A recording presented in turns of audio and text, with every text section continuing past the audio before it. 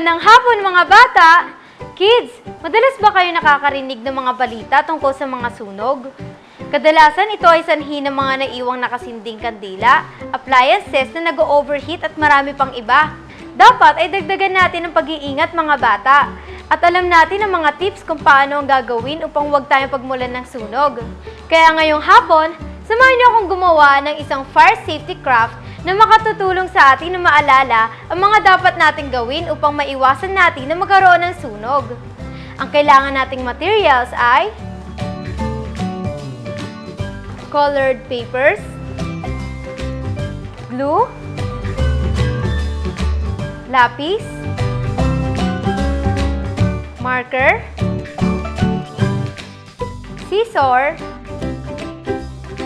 at crayons. Ready na ba kayo? Tara, simulan na natin! Una ay gumuhit tayo ng mukha ng isang bata.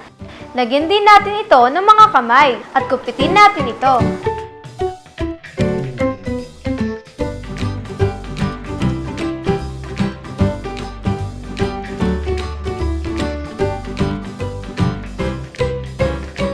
Sunod ay lagyan natin ito ng buhok gamit ang black paper.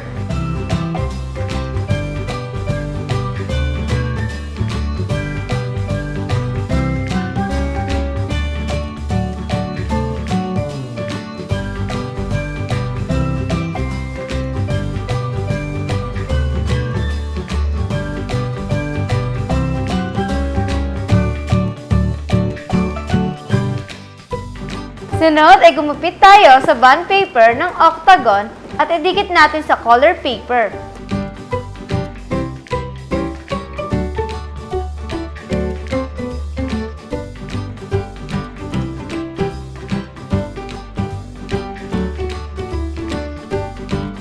Pagkatapos ay idikit na natin ito sa color paper.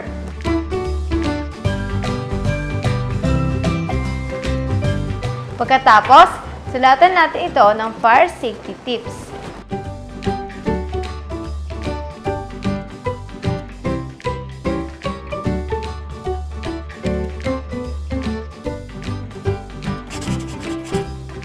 Oo yan, kids!